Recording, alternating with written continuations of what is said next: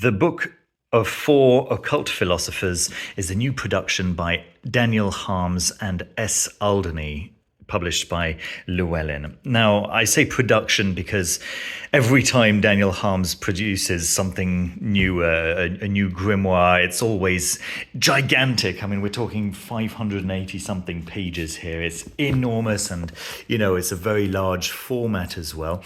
And it's always very lavish. It's always beautifully produced and always beautifully illustrated. And S. Aldernay has brought their own talent to the work this time. It's not the same illustrator as previously with the Book of Oberon, which was James Clark's illustrations, but we're getting a very similar feel here, right? S. Aldernay has done their very best to give us a feel for what the original may have looked like. So reproducing some of the imperfections, but in a very neat way, a very easily discernible way. So you're not confusing something that was actually drawn by the original author of the manuscript. You're not confusing that for maybe just an imperfection in the paper or something like that, which can very often happen with the kind of photocopies or scans that we can sometimes get.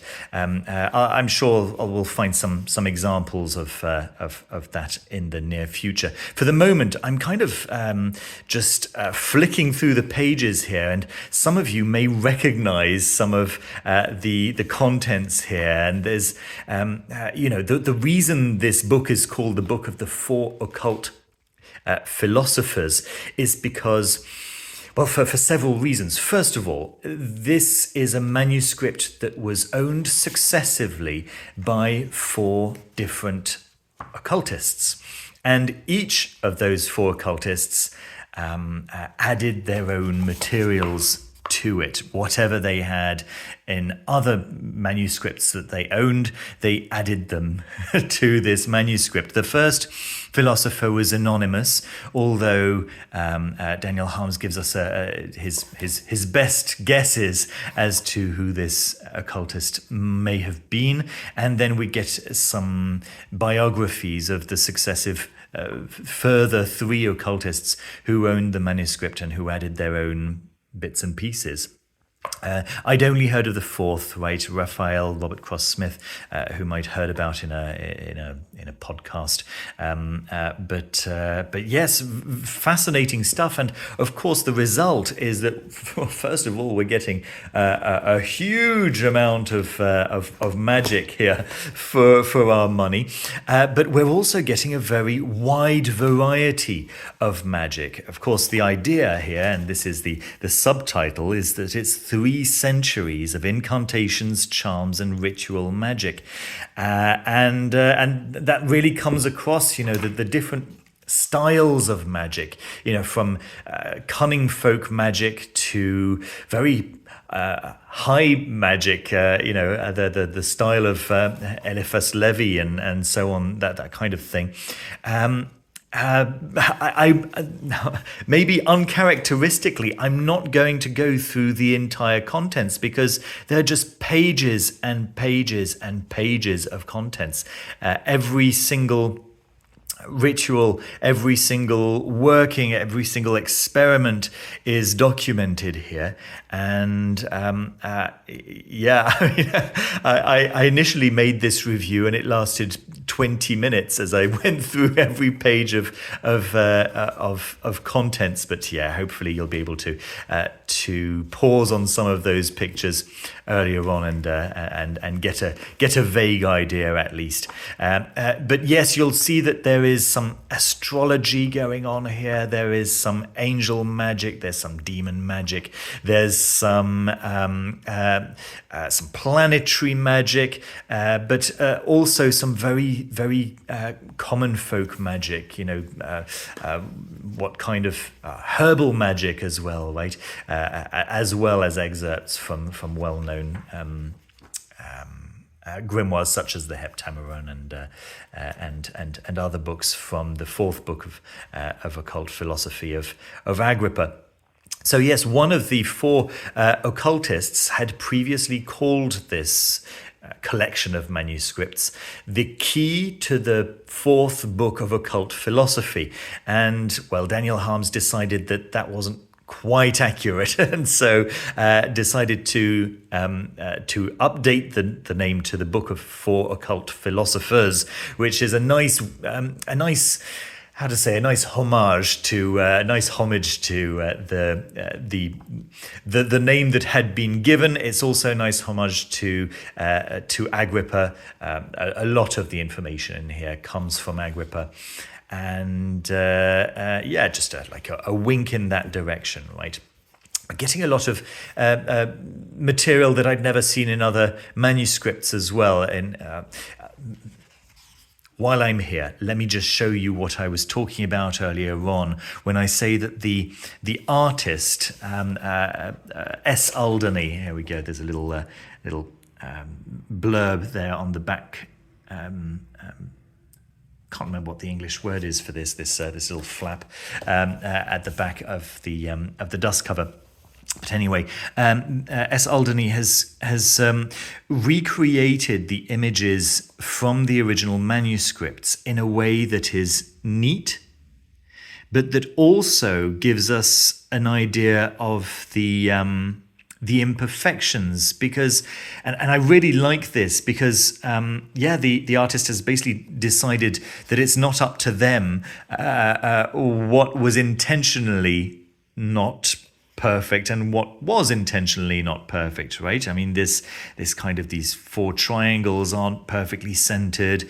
This symbol of Jupiter, the circle with the crossed out with the four small circles on every corner, except that one of those small circles is missing. Was that intentional? Was it not intentional?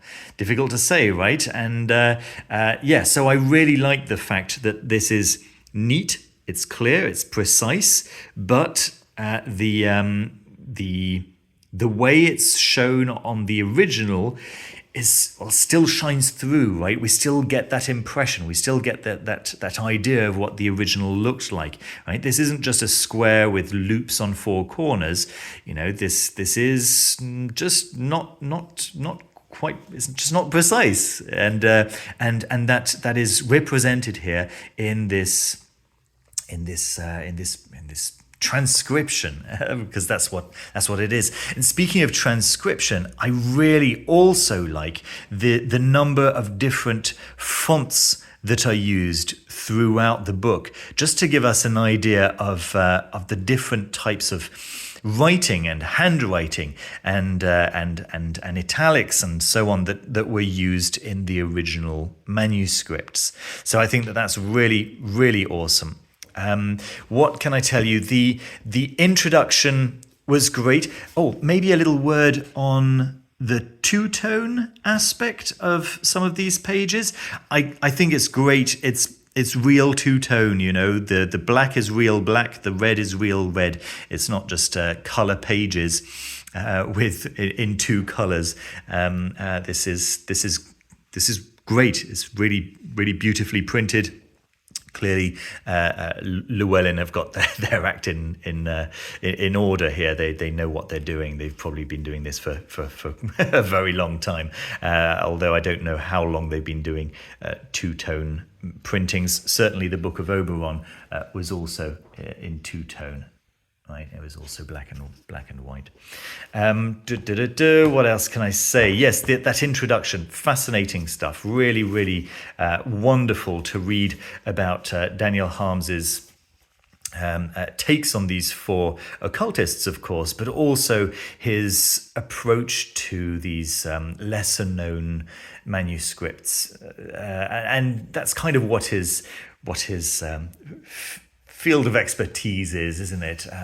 There are all these very well-known, very popular grimoires that everybody knows. Everybody knows the Limerick, everybody knows the fourth book of occult philosophy. Everybody knows the Greater Key of Solomon and the Book of Abramelin and so on and so forth. But Daniel Harms is interested in manuscripts that haven't had quite as much written about them in the past, right? And I understand that it was Joseph H. Peterson who may have alerted Daniel Harms of the existence of this fantastic manuscript.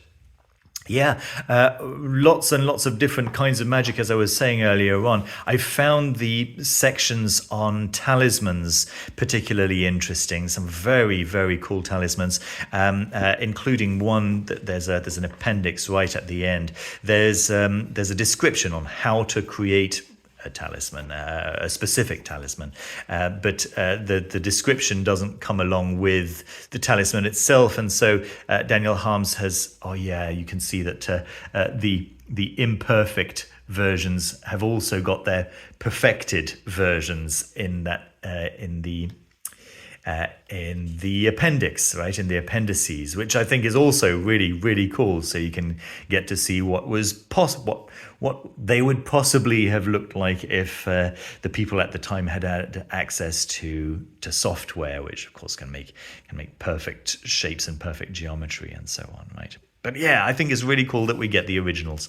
Yeah, and this is the talisman that I was just talking about, which is just described in the text, but then Daniel Harms and S. Aldernay decided to have a go at following the instructions and seeing what the talisman would finally look like, and it looks really, really cool.